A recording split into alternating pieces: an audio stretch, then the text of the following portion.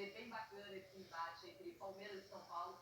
Nem sempre numa decisão os mais competentes chegam, aqueles que mais brilharam, mas nesse caso, o São Paulo evoluiu demais no Campeonato Paulista e o Palmeiras vem de uma regularidade de longa data, então chegaram muito bem. Agora, vamos fazer hoje aquele esquema, pular o muro. Por enquanto, ele está no lado São Paulino. João Paulo Capelanes, hoje você vai testar as suas habilidades físicas por aí, não é? Mas a gente começa com o São Paulo, que é o mandante do primeiro jogo. Ó, tô sabendo. Conheci uma vizinha do Capelanes, né? A Regina já me contou tudo do Capelanes. Depois a gente conversa, viu, Capela?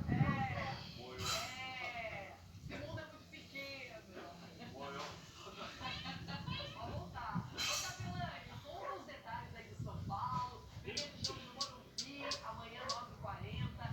E o tricolor paulista animado e encaixado. Renato, beijão pra você, um abraço pra Denilson. Eu não quero nem saber o que essa vizinha falou, que acho que o negócio ficou agora complicado pro meu lado. Um abraço pra quem nos acompanha, Renato. Vamos falar bastante de São Paulo, é claro, vamos pular o muro daqui a pouquinho lá pra academia de futebol do Palmeiras, mas tem notícia positiva pra você, torcedor tricolor. O São Paulo, já ciente que o jogo vai acontecer amanhã às 9h40 da noite, está preparando, claro, conversando com o governo do estado e com a prefeitura de São Paulo, uma operação especial envolvendo não só o busão, ônibus para a galera conseguir voltar para casa, mas também com o metrô.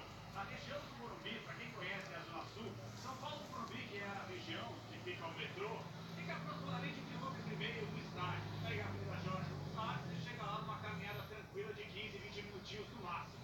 Então o metrô geralmente fecha meia-noite, deve, provavelmente, pela informação que nós temos, que nós apuramos, dessa operação especial, abrindo um pouquinho o seu espaço, indo um pouquinho até mais de madrugada, justamente porque mais de 42 mil ingressos foram vendidos já de forma antecipada. Então a gente acredita já que o jogo amanhã, 9h40, a pessoa está se organizando, está tirando o campeão do bolso, o ingresso não está lá tão caro, a gente deve ter certamente mais de 50 mil pessoas no estádio do Morumbi. E se tem torcedor do São Paulo que está vindo a falar do dia, tem muito torcedor do São Paulo. E assim o primeiro jogo da decisão de amanhã é o Douglas Marques das Flores.